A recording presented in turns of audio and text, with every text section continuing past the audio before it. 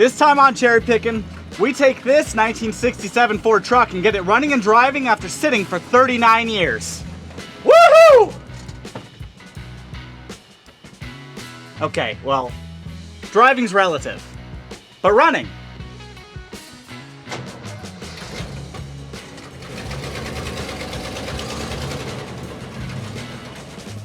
But it's very milky, very streaky, very chunky. Oh, that's disgusting.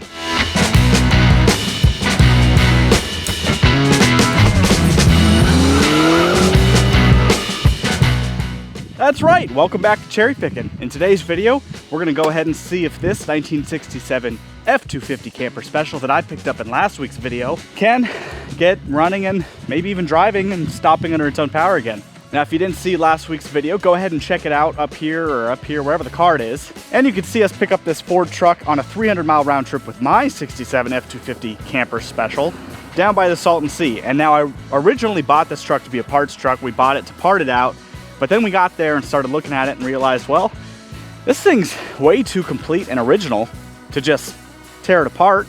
Plus, the original motor's still in there and actually looks pretty good. So, well, we brought it back home and I decided, you know what, I'm gonna see if I can try to get this thing going again. Plus, it's a cool color. Now, obviously, this thing is missing a few things. The hood mainly and the driver's side fender, plus some odds and ends here and there. But overall, it's still very complete for the most part and very original. And if you didn't see, this thing is a 67 F-250 camper special. That's the special type. It is a base. Oh, screw on the ground. Finding screws everywhere. That'll be a video coming up shortly, you'll see why. This thing is absolutely base. It has a few options, but the biggest one being it is a camper special. And I'm gonna go ahead and do a little walk around on this truck. We'll show you some of the things on this truck a little bit more in detail. And I even got a Marty report so I can tell you exactly what options came from this truck, where it came from, and well, what it would have been back on day one. And the goal of today's video, obviously, is to see if I can get this old motor running and maybe even get this thing to stop and drive. And then if it does, we'll go ahead and clean this thing up, pressure wash it, and maybe even comet wash and see how nice we can get it. It's got a great patina, and there is almost no rust on this truck other than the small amounts of surface rust you see. So let's walk around and then see if we can get it running. Now, like I said, this thing is a 67, which is a 1 year only truck, basically. It's the same body style from 67 to 72. However, 67 was the first model year, so there are a lot of quirks about 67s, and I'll show you some of those as we do a walk around. As you can see, the worst part of the truck here is it's missing a driver, fender, and a hood, and then also missing headlight bezels. 67s have a 1 year only grille. They are even slats all the way across, unlike 68 and 69, where they have smaller slats and then bigger slats. 67 is even all the way around. This one is sporting a steel painted grille because, again, this is a base. It is not a custom or a Ranger, which were the two options you could trim up on your truck. This one is just a base. We're also missing a bumper. I actually do have a bumper to put on this thing, and I do have a lead on a fender that is close-ish in color, and a hood that I'll probably have to paint, but we'll get to that when we get to it. In 67, there were only a few engine options, and this being the biggest, it is a 352 cubic inch FE 2-barrel, which was the biggest motor you could get in 67. You could not get a 4-barrel, you could not get a 360 or a 390. 352 is the biggest you could go in 67. Kind of unusual since they had 390 car motors, just not in trucks. You could also get a 6-cylinder, and then I believe there was some other engine you could get this year, but not very many engine options in 67. This one is also sporting the oil bath air cleaner. This is a mid-year change. Early 67 Ford trucks had this oil bath air cleaner. This truck is probably right along the edge. My father used to own a January made truck that did not have the oil bath air cleaner. It used the open element air filter. This one is built November 30th, according to the Marty report. It was actually 7 days ahead of schedule, and it still has the oil bath. So we're thinking December mid-year change. They changed from the oil bath back to the common open air element filter. And one of the great parts about the oil bath air filter is that this one, and we'll see in a moment when I take actually I'll just take the lid off right now. I checked this yesterday, even though this truck's been sitting here for a week. This one, if I can get it off, still has oil. Oop, and there goes the wing nut. Still has oil down in there, which means that no particles of anything have gotten through that air filter into the carb and down into the motor since it's been sitting since, we believe, about 1986. Now, being an oil bath air filter, there's oil down in there, and the air actually has to go through the oil into the carburetor through the use of vacuum, basically, from the engine. It's just the old school way of doing clean air inside a motor. And the nice part is that that oil in there has actually kept the inside of this motor pretty much sealed for the most part.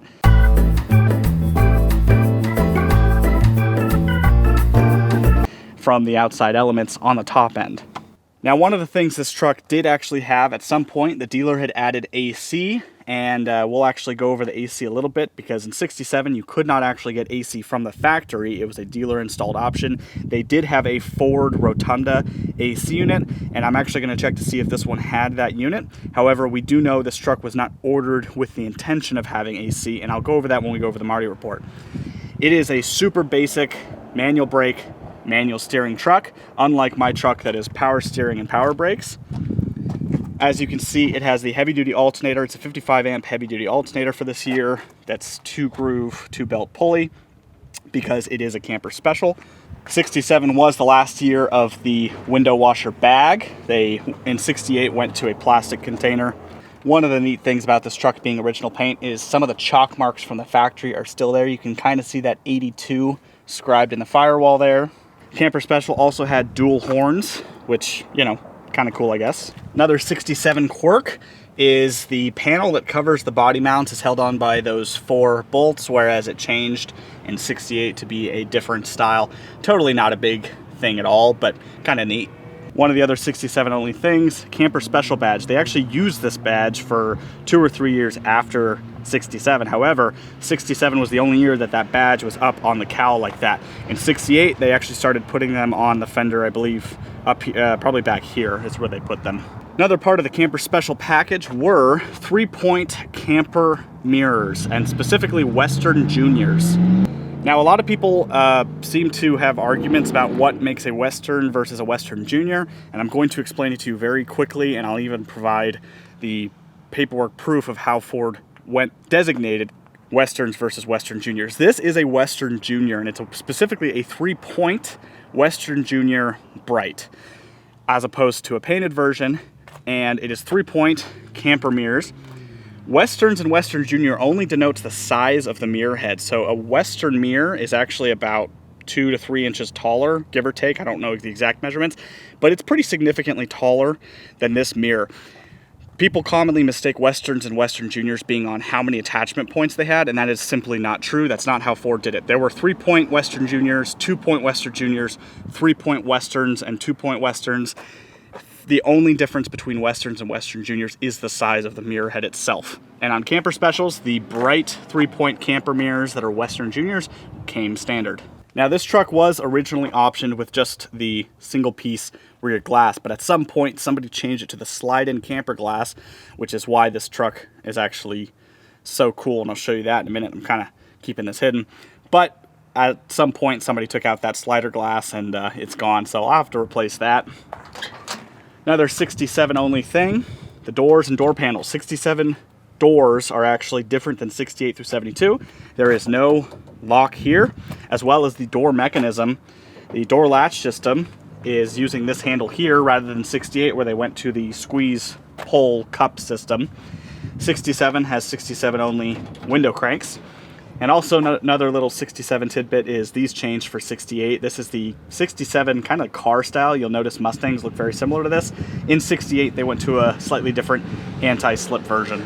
These tend to get weak and whatever. These are not 67 armrests, not from a truck at least. I actually don't know what they're off of. I meant to do research and see if I could figure out what they're from. I think they're maybe 67 Galaxy or something similar. I'll have to go look around and see what they are. Door panel inserts are also 67 only because of the way the doors are. And then one of the things which we can talk about now is this thing has non-tinted glass from the factory. There actually was tinted glass as an option in 67. And the reason I know this truck was not ordered with the intention of factory AC, because if you purchased an order for a 67 Ford truck in 1966 or 67 with intending to have the dealer install the dealer AC, which I'll show shortly. The factory actually would have ordered this with tinted glass, because in Ford's mind, you could not have an AC system from the factory without having tinted glass. That's actually how my wagon is. It comes with tinted glass automatically when you order AC, and you probably can't even see it there, but on the car light window bug, it just says tempered, and underneath the word tempered is nothing, and then some words underneath that, but there's a gap. On an AC truck that was ordered with the intention of AC, it actually would be ordered with tinted glass, and it would say Sun X there, which I'll show you on my truck too. That was basically a whole lot of explanation to basically say, if you intended to order AC in 1967 on your Ford truck, you would put it in the special order form when you ordered the truck, and the dealer would then order the truck with tinted glass with the intention of putting AC in it once it got to the dealership. Because in 67, the dealership were the ones who installed the Ford AC. It's a whole bunch of mumbo jumbo, but basically a lot of these trucks were not ordered with the intent of AC, but then were added with dealer AC or some other manufacturer. J.C. Whitney made the AC unit. There are a whole bunch of companies that made AC units. It was super popular, just like old Mustangs had the underdash AC. That's what these look like. Let's go look at mine actually. Now, if you'll excuse all the bird crap on my truck, if you look at the bug there, you'll see it says Sun X right there. You can see it in the window bug. That's what a tinted window from the factory would have had on it. Yep, my truck got covered in bird shit. And if I come into my parts car, you can see right here I've collected this. This is actually what a factory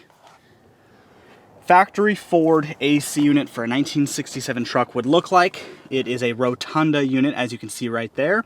And as you can see, it looks very similar to the Mustang underdash units. However, it is a different design. It's physically taller, and it's purposely built to fit under the dash of 67 Ford trucks.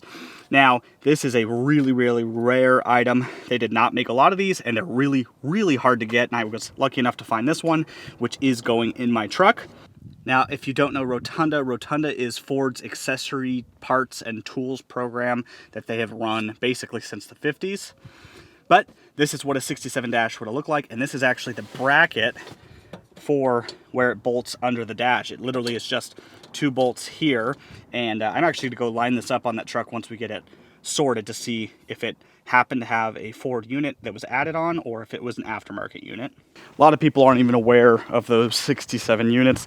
Like I said, they were extremely rare. I was lucky enough to get that one. That's what this truck had in it originally, but that's a whole bunch of mumbo jumbo about Ford AC.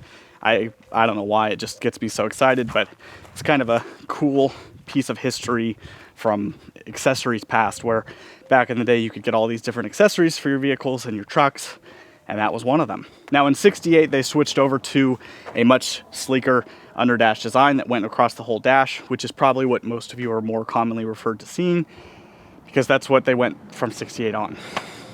And then, starting in the 73 body style, they actually integrated the AC into the dash, finally.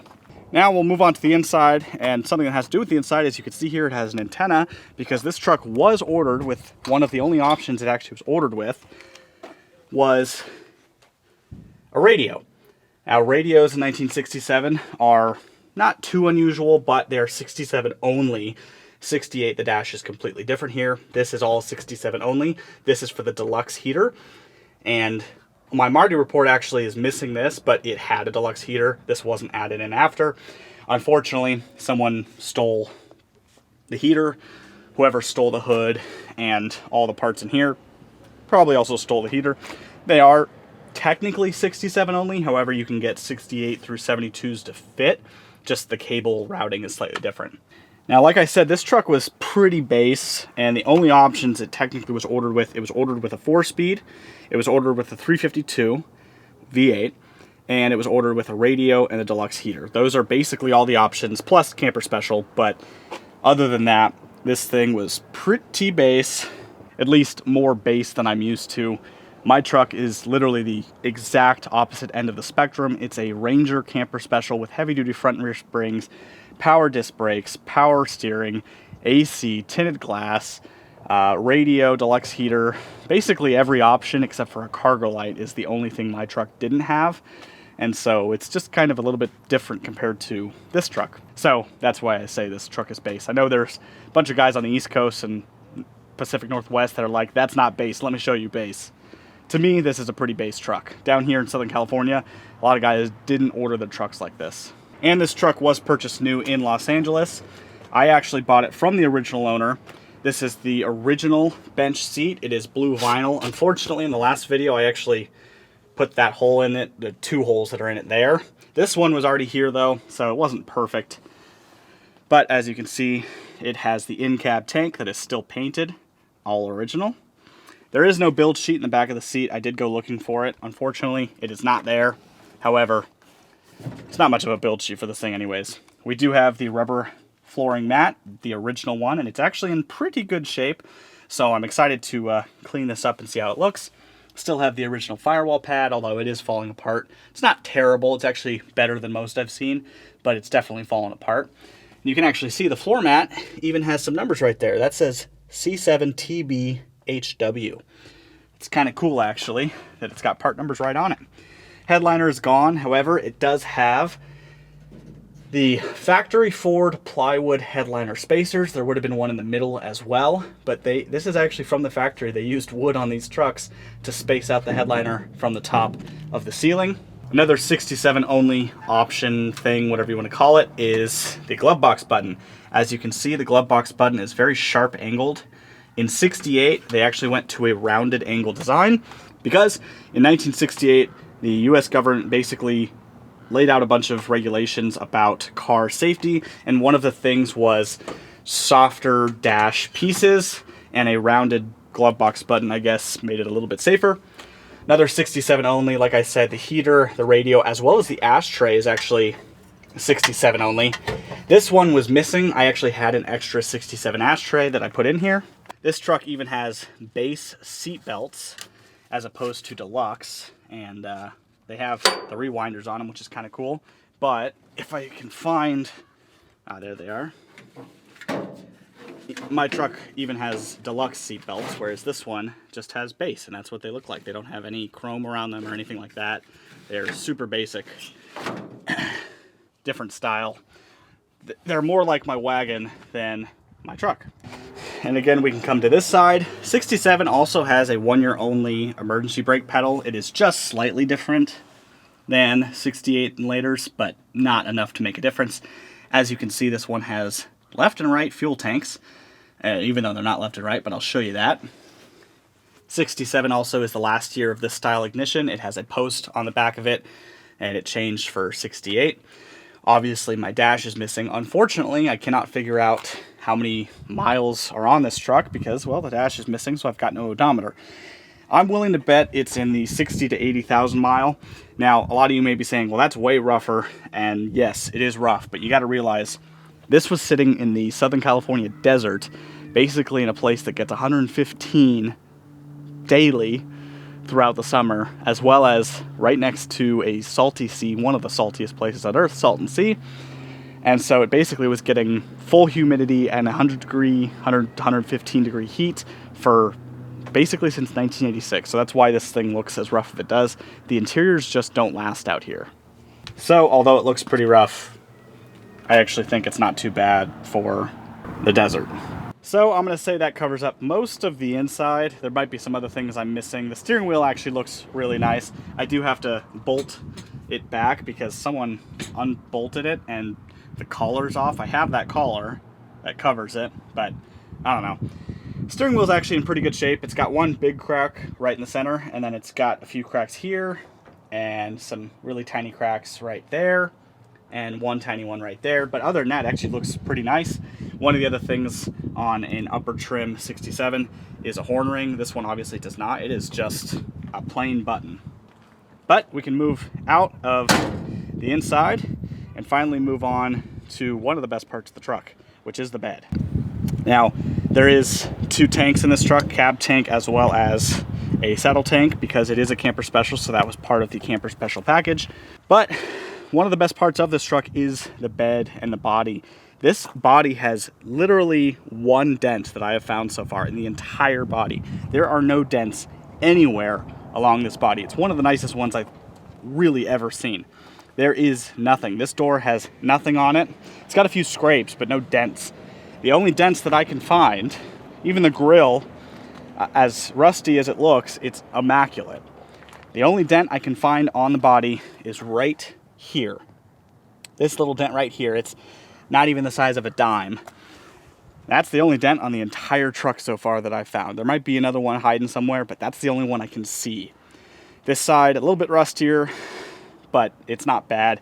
And I know you East Coast guys are looking at this body line here where it always rusts out. Original paint still on all the caulking that's there. Not even cracked up. Look how nice that is. I hate to brag, but it's such a nice truck. There is just nothing wrong with the metal on this truck. I did put on the tailgate from the last episode. I just threw it on with some extra hardware I had. Have the original plate from the truck on this bumper. This is a slide out bumper made by Bardall. Kind of a cool sticker there. Currently this is as far as it goes in because those chains are actually welded to keep it from going in any further, because it actually should go in another 6 inches. But this tailgate is literally almost brand new. It was taken off day one because the guy who bought this truck put a camper on it day one. So let's open it up.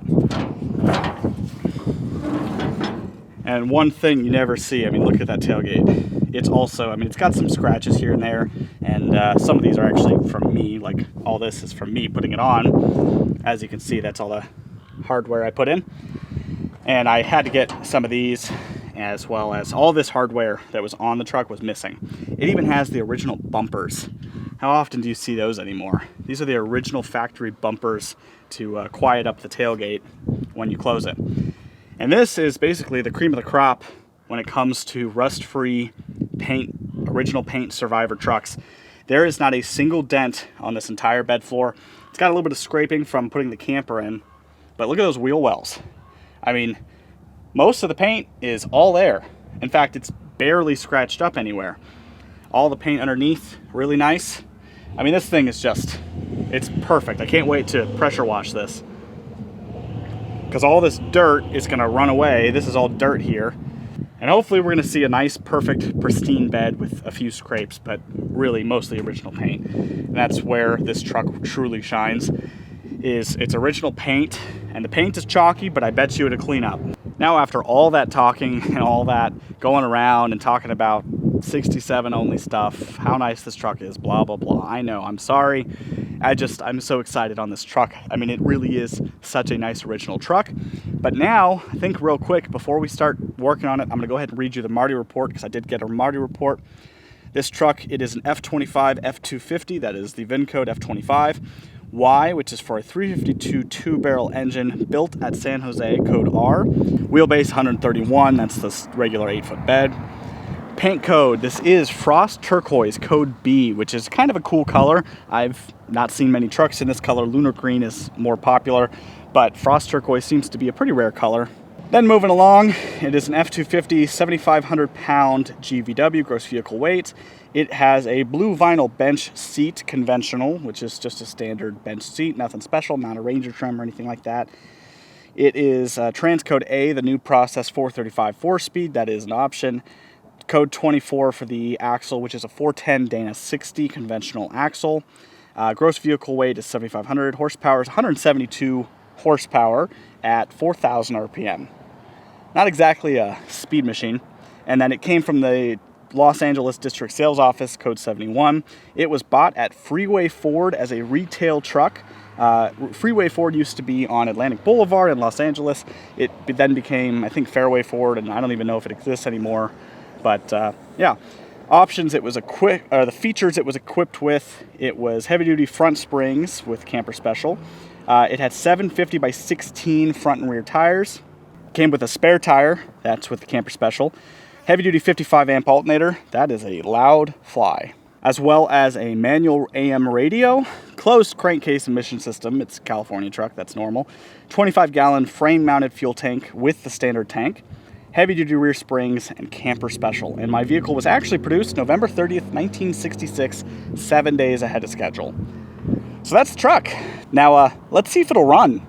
All right, well, like I had mentioned, this truck had been sitting, I think, since 1986. That's kind of what lines up with all the stuff we have. However, it was actually last registered in 2012, as you might have seen on the tag. I think the old guy just kept up on registration. This engine is very, very original. It still has some factory markings even right here. It's still got the exhaust flapper system off the exhaust manifold. It's pretty complete and original. It still has the original hardline for the fuel. It does have, I believe, a newer carb on it because it had a sticker. Yeah, it has a remanufactured sticker. Somebody put a new carb on it at some point. I do think that it's been sitting with its hood off. I mean, it's been sitting with the hood off for quite a while. As you can see by all the surface rust everywhere and all the paint's basically cooked off. Now, I do know it turns over at least a little bit because when we were there, we actually were able to turn it over just a little bit. Well, okay, it moves. It moves a little bit. I actually can't get it further. Let's see if I can. We haven't tried to move it any more than what we did just to see if it was stuck. Only moves a teeny. Oh, let me make sure it's out of gear. We are out of gear.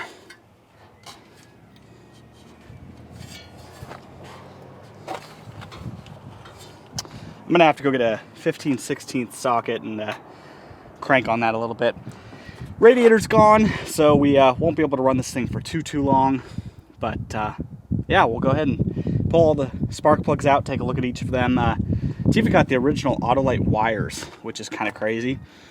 But we'll take all the spark plugs out, check them, maybe run a borescope down the cylinder just to, you know, make sure it's nothing too crazy. We're kind of hoping this thing was closed off. And we'll check the points and throw some voltage at it and see if it'll run. Actually, before I get too ahead of myself, let's check to see if this thing's got oil, because I haven't even checked that yet. Oh, well, it's got oil. Looks like a lot of oil, actually. I don't know if you can see it on there. There's a whole lot of oil. Looks fresh, actually. Let's smells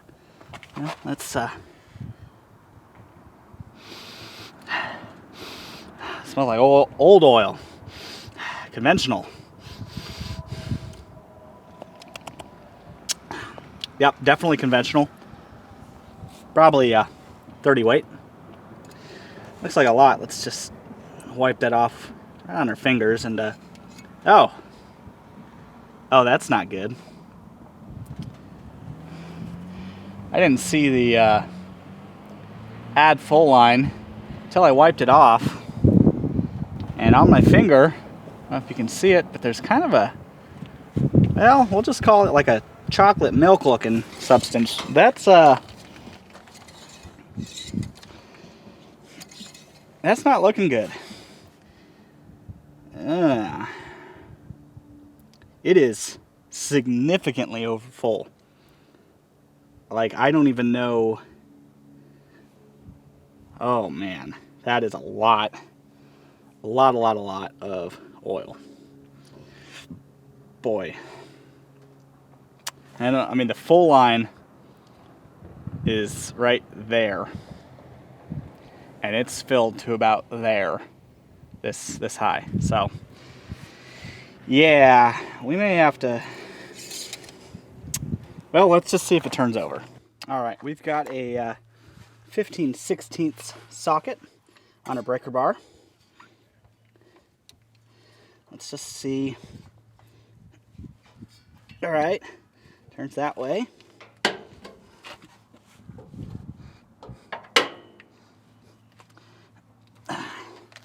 Actually have to get under it. See if we can do a full rotation. Oh.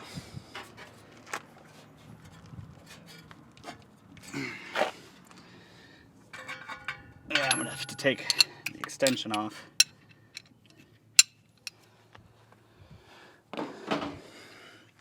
Let's get under here. Yeah, the hole underneath is pretty nasty, of course. Okay, well, good news is it's turning over.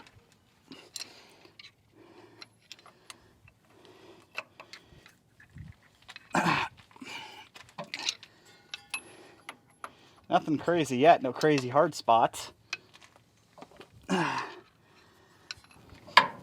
Alright, I think that's a full revolution. I hope. Okay, well, that's taken care of.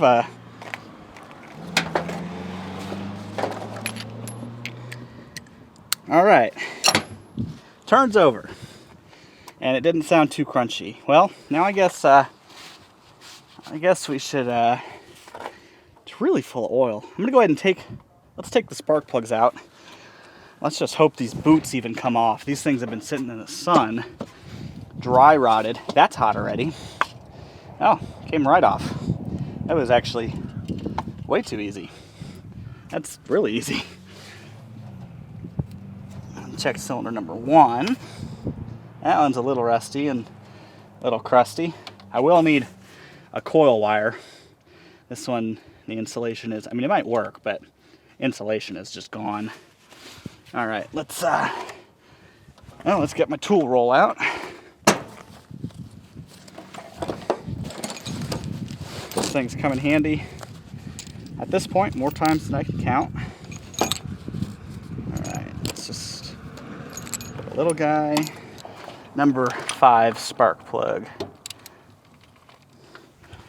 All right.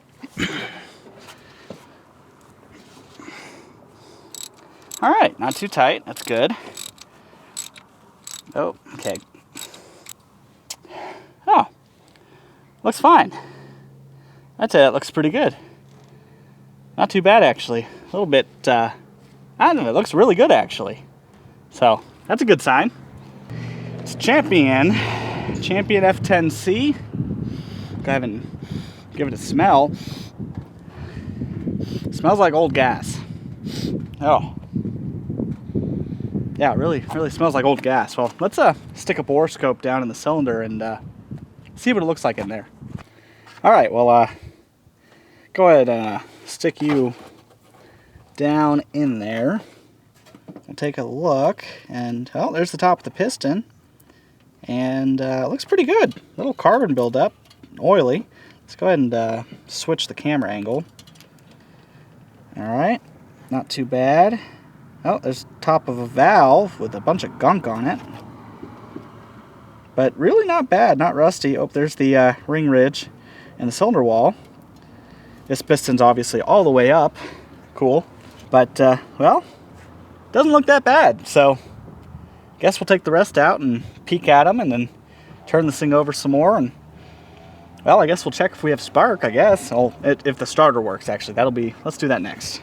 Well, I went ahead and took all the spark plugs out and ran the borescope down each cylinder. And, well, all of them look good except for one, which, as you can see in this video, up on the screen somewhere, pretty rusty in this one cylinder. So, of course, the wind is picking up, and it will be picking up for the rest of the day. So I apologize for the sound quality for the rest of this video.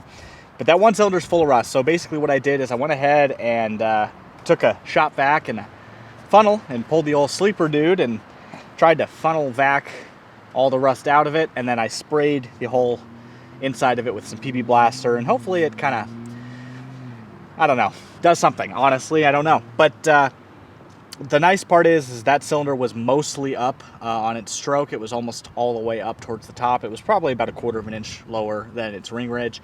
So the cylinder walls are still pretty nice. It's really just the top of the piston and the valves. We'll see what happens. Are we gonna address it?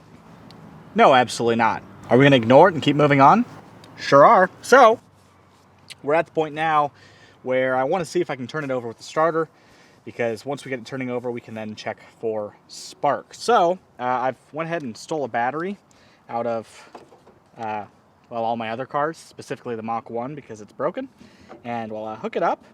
And the one thing I did notice is all of these battery cables are actually factory original Autolite cables, including this really nasty starter cable. So let's hope we don't catch anything on fire. Putting the positive on, and no sparks or anything, so that's good. And we'll go ahead and take off the starter solenoid wire and hook up my little trigger. Let's see if we can get this puppy to turn over. Okay, and oh, let's see what happens. Contact.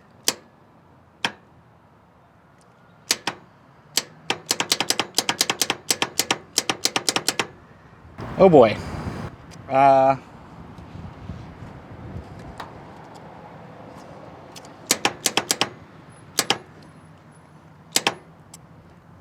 Nothing. Well, I hear the solenoid clicking, so I hope that it's okay. If it's not a big deal to change it out. But, well, I guess I'm gonna have to take a hammer, see if I can tap on the starter a little bit.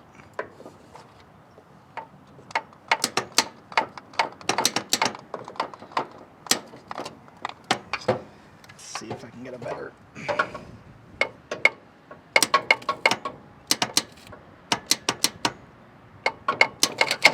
Oh, got it. Oh.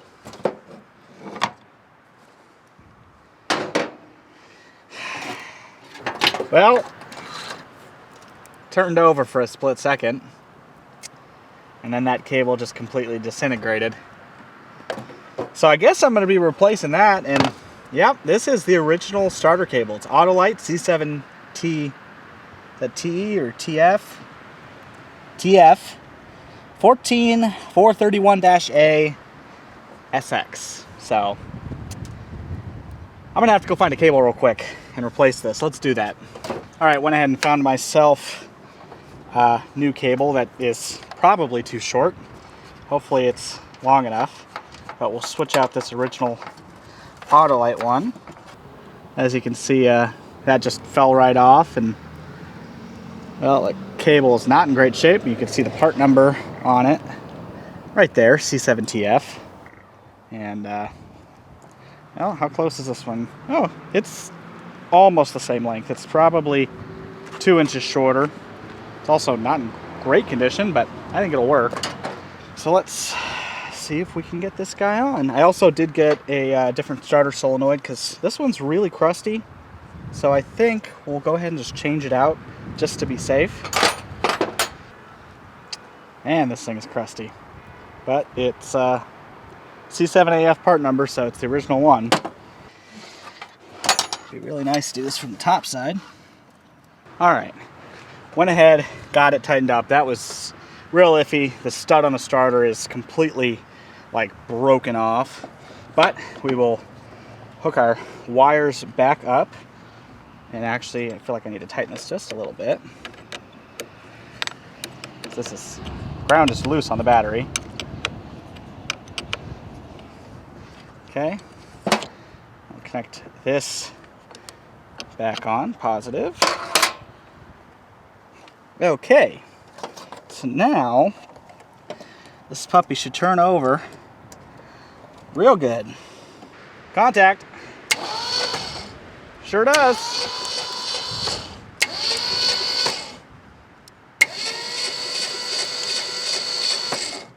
And I'm hearing a clicking noise that sounds a lot like spark. Yeah, that side's getting blown out. Good. All right. Well, turns over.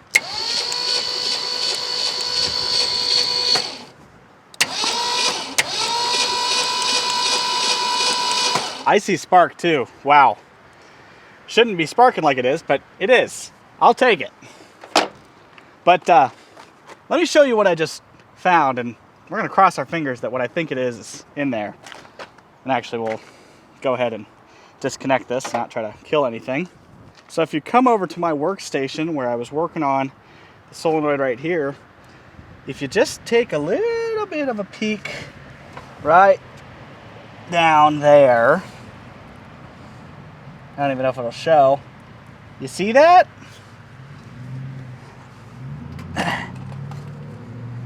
No way. Oh man, this just made this a whole lot better. Thank God for old men and their magnetic key holders. Come on. Please tell me there's a key in here. I see a Ford key. Gas keys. Ford key that's not actually Ford.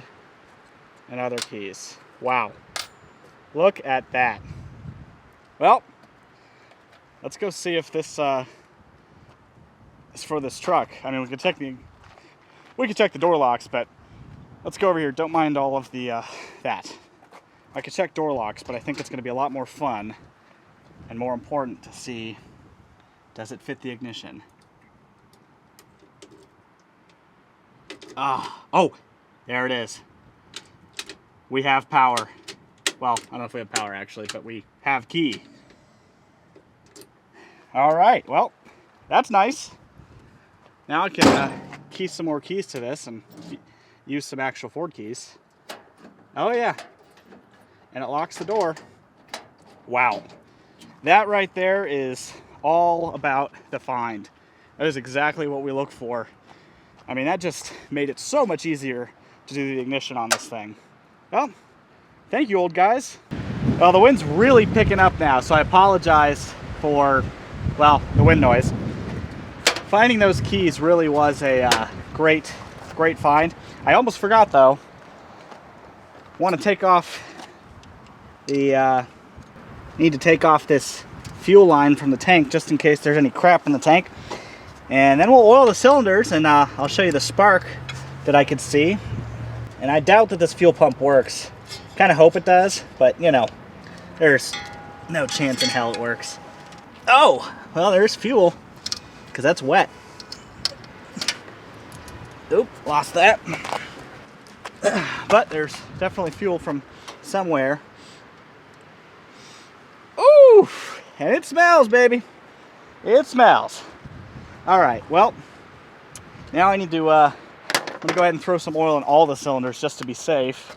So we'll go ahead and just spray just a little bit, just so that they're not super dry. Because I don't even know if this thing builds oil pressure. That'll be a fun one to figure out. It's got no dash. I think this thing wants to live. All right. Go ahead and put this back on and we'll run it some more. I will step out of the way.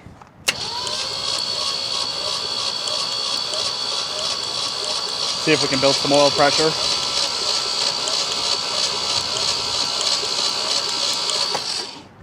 Let's see if it's even got compression. Yep, that one's got compression.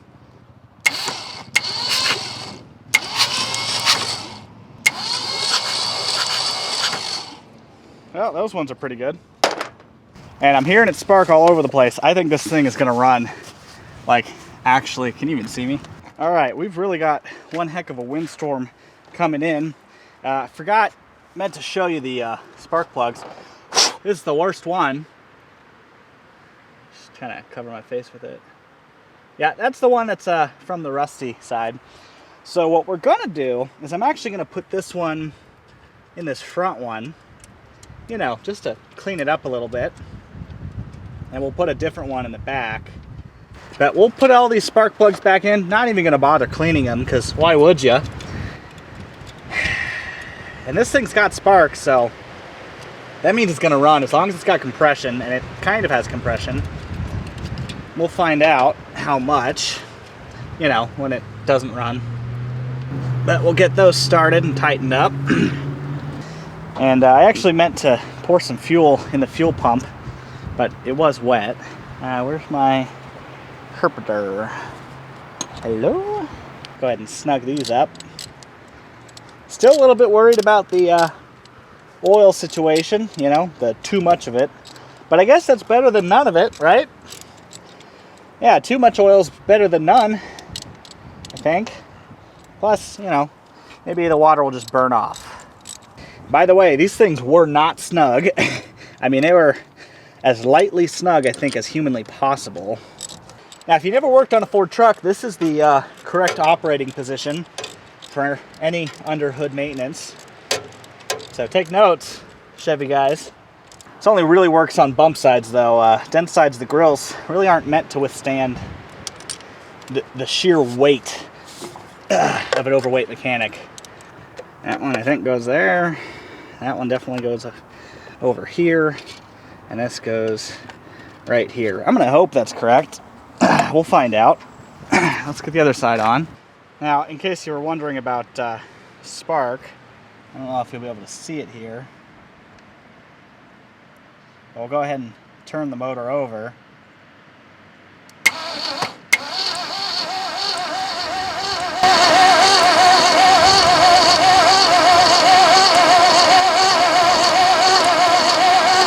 see it? I don't know if you can even see that. Well, you definitely can't see it. You're gonna have to take my word for it, but I see it sparking. I hear it sparking. Let's put some gas down this thing and see if it'll run. All right, I am simply gonna take off the entire oil bath air filter. Oh, of course that just pops off, it doesn't turn. This is where we find out if this thing has any blow by. Woo, it's carb, carb looks nasty. And it's, oh boy. Well, who could predict that? The carb's locked up. So there goes my dreams of starting this thing up right away. We're gonna have to, well, we're just gonna have to hit this thing. I think some of this will do it. That might free it up a little. Get some, just, well, everywhere really. All right, how locked up you gonna be, bud? Okay, choke isn't locked up. Let's just pour some gas down it, see if it even wants to light off. Where's my switch? It's right in front of me. All right, contact.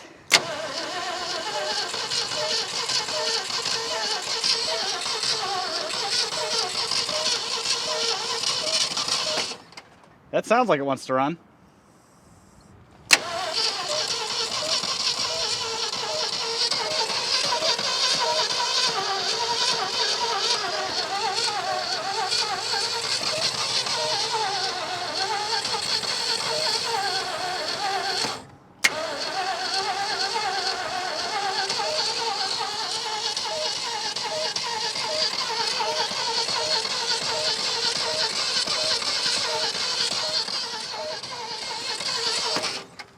All right, any movement?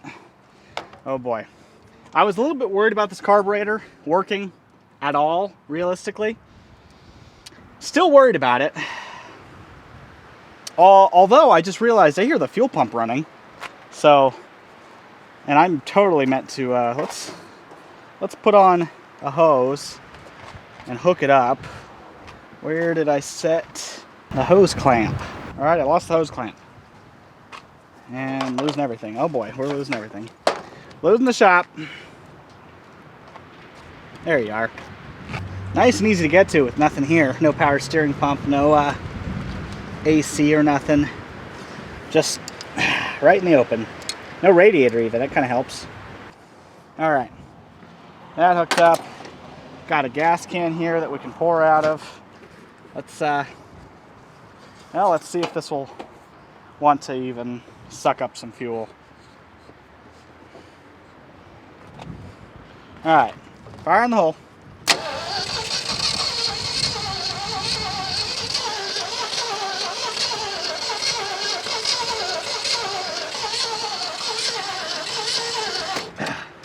Unfortunately, this carb is stuck. I want to make it work with it. Well, let's do the totally not cool thing and just tap on it.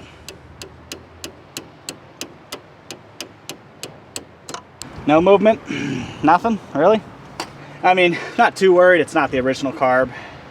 Guess we're gonna have to take this carb off. It ain't moving on the truck, so let's take it off. Believe it or not, it's got the original 7/16 carb bolts. Nuts, whatever you want to call them. I'm nuts. Who are you calling nuts? Crazy.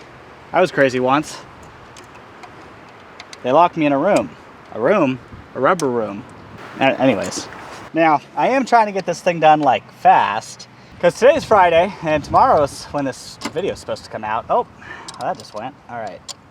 Old stud just came out. Today's Friday. Tomorrow the video comes out. So, you know, not on a time crunch or anything. It smells like old gas. It actually smells kind of sweet. Almost like you could eat it. I wouldn't, but almost. Kind of hope that all these wires are... Okay, yeah, bad gas. Kind of smells like cologne. I don't know what cologne smells like that, but it definitely smells like cologne. All right, that should be everything.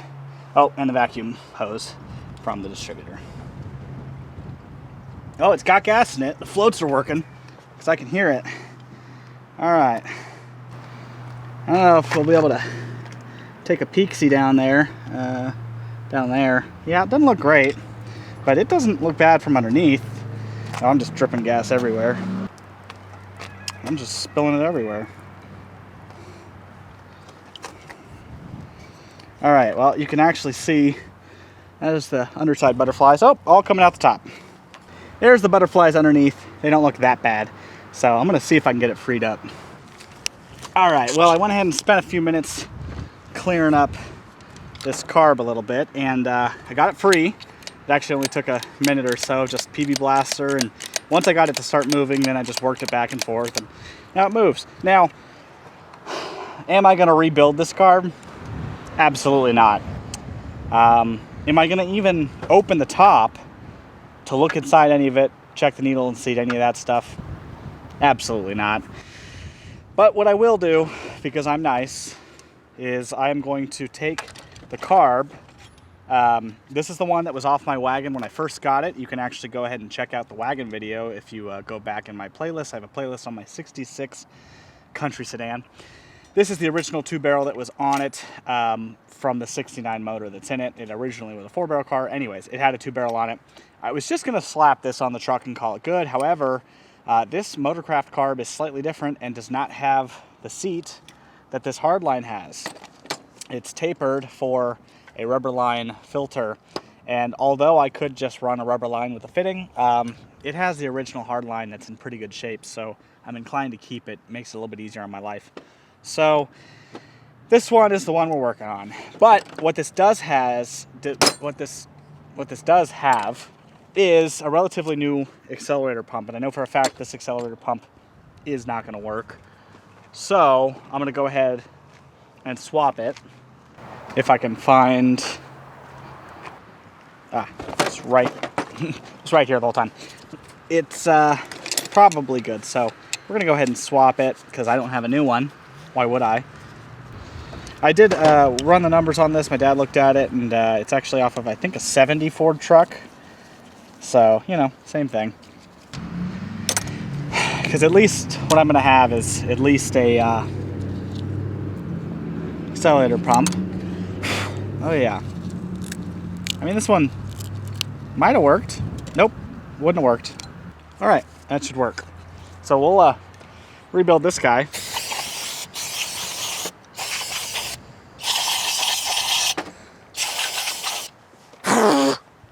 Goodbye. Right in the eye.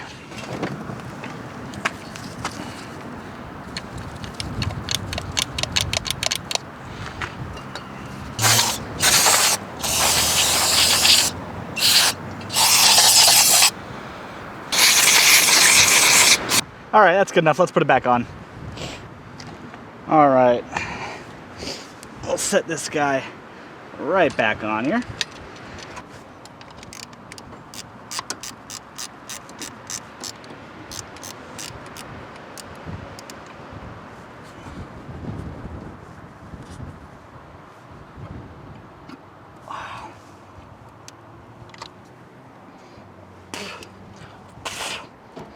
All right, I went to check the vacuum advance, and well, vacuum advance is bad, and so is the taste of the dirt. Oh, the wind is really picking up now. Need to tighten up the fuel line.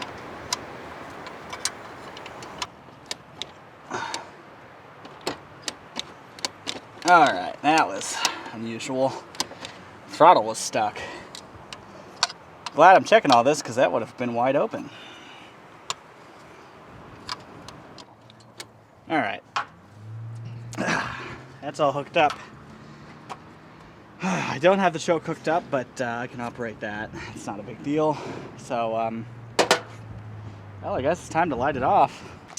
All right, we're pretty much ready to fire, so I'm gonna go ahead and hook the battery back up.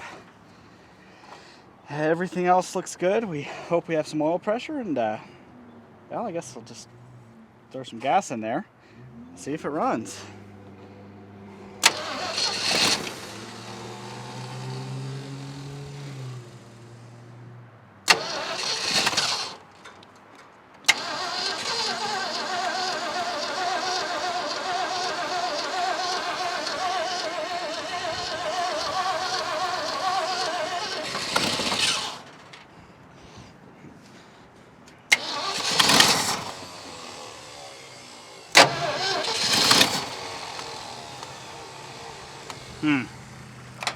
Well, for one thing, the accelerator pump is pumping out of the side, so let me tighten that up real quick.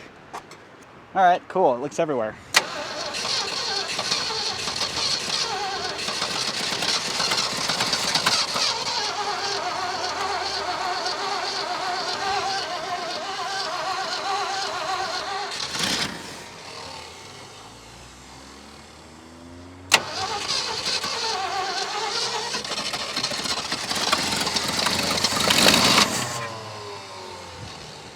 Oh, it almost went. It's not gonna go. I don't have the key on. I don't have any power to the coil. Let's use our key. Turn the ignition on. Duh. All right, now let's see if it lights off. Oh yeah. Sounds like a tractor. Ooh. Fire.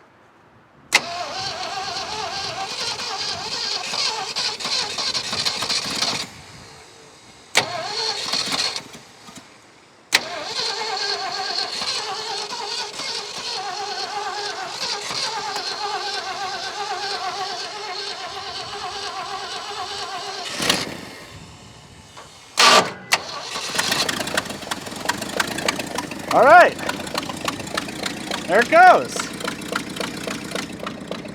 It's idling. Didn't even touch the carb. Definitely gonna have to rebuild the carb. Every gasket's leaking. Accelerator pump is squirting everywhere but in the carb. Well, I was hoping to get some RPM out of it.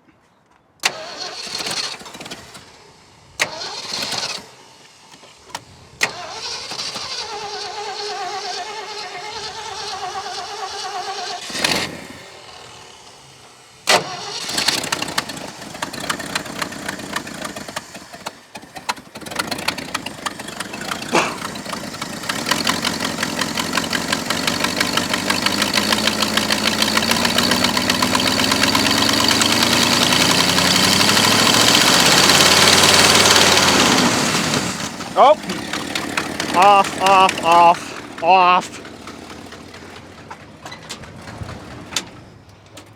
off, definitely off.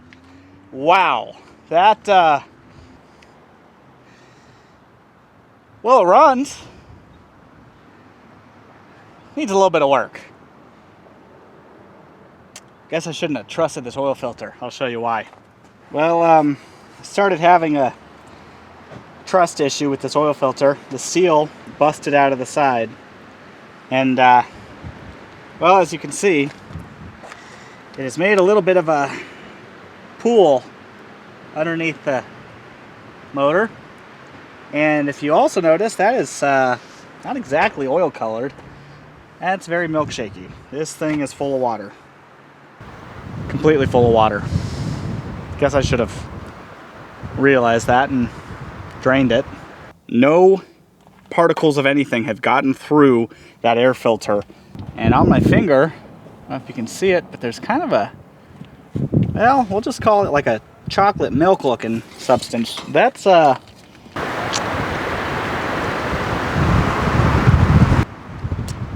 I guess we're doing a oil change on this guy. Let's do that, I guess. Well, sometimes, you know, we don't make the smartest of choices. And sometimes, well, we all make mistakes, right? We all do. Me and you. I'm looking at you. I've seen you make a mistake or two. I'm not alone here. Anyways, real interesting. I don't know about you, but I don't really see a lot of oil in that. But we'll just, oh boy, we'll just kind of cover all this up. Soak in a little bit of it. Oh yeah, that's everywhere. Oh, I'll just, oh, sorry Nemo, you're being sacrificed. Need to soak some of this up, especially because I gotta get under here. Well, the good news is it has oil pressure. We're gonna go ahead and do an oil change right now, and then see if it'll run just a little bit more, a little bit better, and then see if it moves. Oh, and I gotta check the brake fluid. Let's see, there's definitely no brake fluid, but we should check. Oh boy. Oh boy. Now, I do want to be clear. I did absolutely 100% forget that there was possibly some water in the oil. And on my finger, I don't know if you can see it, but there's kind of a, well, we'll just call it like a chocolate milk looking substance. That's, that was not planned. Oh man, I'm gonna get this all over me. But we're gonna go ahead and drain the oil out of this guy and see how bad it really is. This actually is. Oh, that's a lot of water. Oh my lord. Oh boy. That is a lot of chunky and a lot of milkshake and a lot of water. I guess, I don't know if I can get to you fast enough. All right. Yeah. It's probably not super easy to tell, but it's very milky, very streaky, very chunky. Oh, that's disgusting. Oh boy. Oh, there's a lot of chunks in that. Oh, and it's just coming, and it's not stopping. Oh man. Probably should have kept some old oil to... Oh, more sludge, more sludge. That's pretty bad. Yeah, I think I should have drained the oil first. Well, better late than never. That is pretty rough.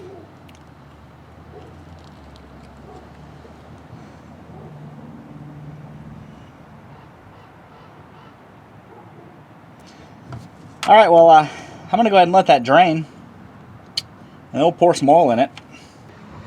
All right, now I made the dumb mistake of dumping out all my old oil before I bought the new oil, because realistically I should have kept some of that, because even though it was old oil, I could have poured, 5 quarts in here, ran it on that to clean out the bearings a little bit, and drained it and put new oil in it. So that was dumb. But what I'm gonna do instead is take this really old bottle of ATF Dextron Mercon. Don't even have anything to use this on anyways. And I'm just gonna pour it in here literally just to flush, a little bit more sludge out of there before I pour oil in it. So I'm not gonna say to try this at home, because I don't, yeah, anyways. But that's what I'm doing. Go ahead and look underneath. Absolutely nothing. Oh yeah, that's called a flush. Now ATF is technically a detergent, so I'd say it's cleaning it. It is flushing out chunks, so I'd call that a success. Plus this is virtually the same stuff as Marvel Mystery Oil. Not gonna say it exactly is, but close enough. They're both red. All right, can't really wait too much longer to let this thing work itself out. We got to take this truss. Oh, completely loose. Didn't even need a wrench. Oh boy, wind's really picking up.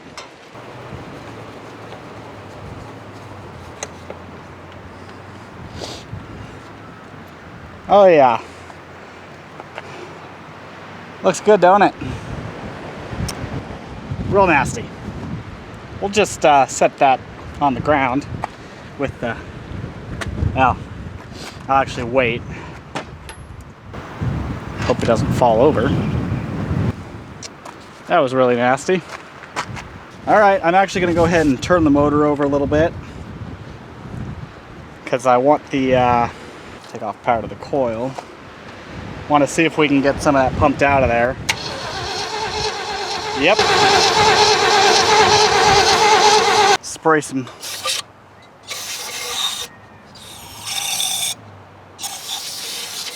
carb cleaner in there to clean that out a little bit. Now the unfortunate news is I don't have a radiator that fits this. Out of all the things I have, that's the one thing I don't have extra of. So I do have some big block Cougar radiators, but they're a different hose size.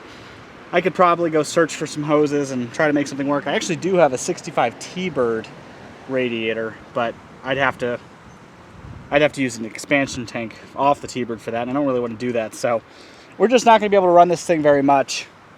Really can only run it a few seconds, 30, 40 seconds, you know.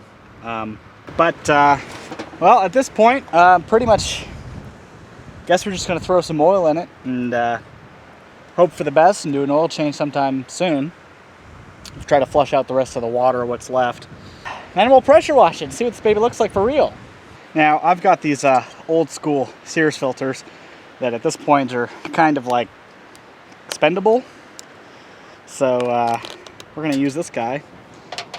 Lubrication on this seal, since the old one blew out, which is why it was dumping oil everywhere, by the way. The old one actually blew out. Let's just throw it on. All right. That's good. I'm actually going to take this off. Oh, only a little bit.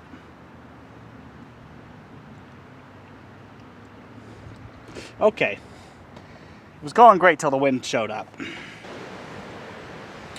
Just gonna ignore the half a quart I spilled. Just call it lubrication. All right, it's not getting any more in there. Just accept our fate. Wipe off the air cleaner a little bit.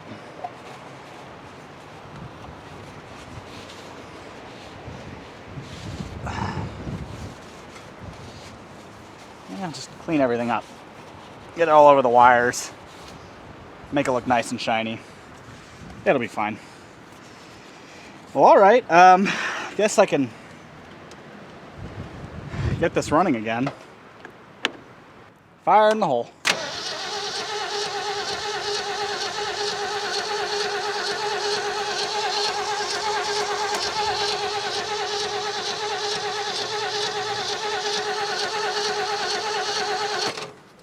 Plug this in.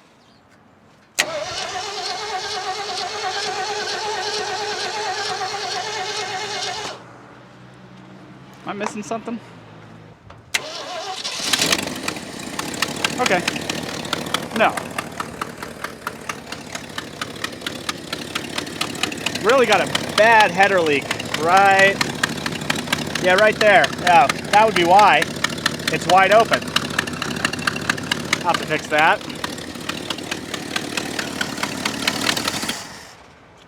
I guess for now, until I can really do some more on it and put a radiator in it, I guess let's pull it forward and pressure wash this thing and at least get it kind of clean. Well, let's just see if it starts and try to roll it forward. Oh, you know what? I didn't even check if it has brake fluid. Let's be honest. Of course it doesn't. Nothing else I could run over? Just some rags? I can live with that. All right. Let's see if this thing moves under its own power.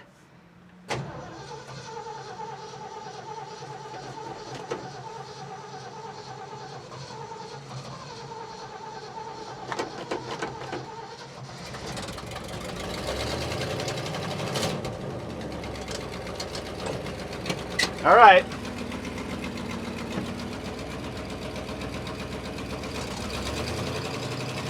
It's moving. Huh.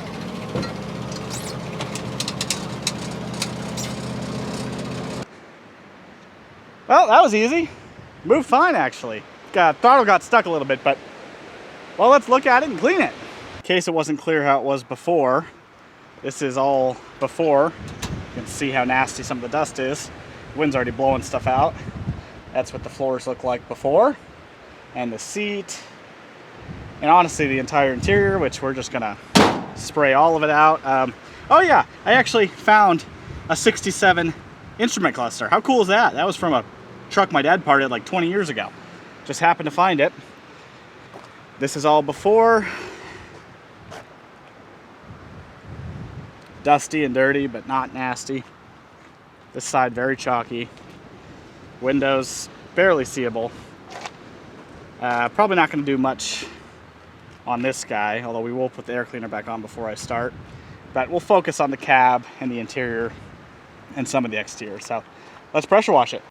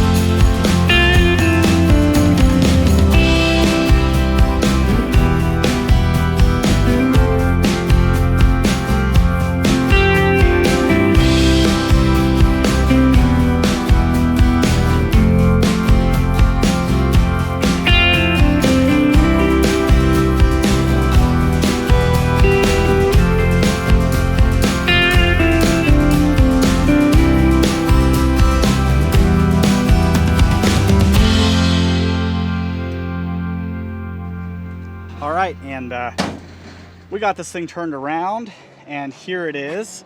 Obviously the shade, the sun is going down, but a lot of the white chalkiness came off for the most part. It's really noticeable back here. The bed, I mean, it's hard to tell with the sun going down, but the bed is just amazing. The biggest thing, this thing still needs a full Comet wash. It's got to get scrubbed. The pressure washer is not enough. It needs to have some agitation. This side turned out really, really good. Love the patina. If it weren't for that section right there and a little bit on the fender there, this thing would look like a really, really nice Survivor. And I do think the paint's going to buff out, but as you can see, it is thin in some places. But all of this turned out pretty good. I got some of the rust stains out too, but like I said, Comet Wash will take care of a lot of this. And if we go in the interior here, the seat cleaned up a little bit. It looks okay. The gas tank, actually let me move this stuff. The floor, really dirty. It's got to get like scrubbed with Dawn dish soap, but I think it'll actually turn out really good. Dash turned out pretty good. Even the top side, it's fully cracked, but I got the dust off, and that was a big thing. I even kind of cleaned up this dash just a little bit, and that's perfect that I have a 67 dash to go in it. But if we fold the seat back, man, look at behind the seat. Look at that gas tank. That thing looks almost brand new. So, yeah, it's not perfect, and I think it's a really good starting point. Here's the doors. Obviously, the shade is really messing up the shot, but it's really not bad. The roof actually is one of the main places. It's got to get Comet washed pretty bad. It needs the agitation and the bleach. I actually did spray the engine bay a little bit, and some of the blue on the valve cover started coming out, so that was nice. As you can see on this side, the haziness started to go away. So overall, I'd say that was a success. And even better, the main thing is that it runs. Let's see if I can make sure it's out of gear. Okay. It's in neutral. Let's see if it'll start. That carb really needs some work, but there it goes. Started right up. Got some header leaks that I got to take care of, but it runs. Accelerator pump still doesn't work very well though.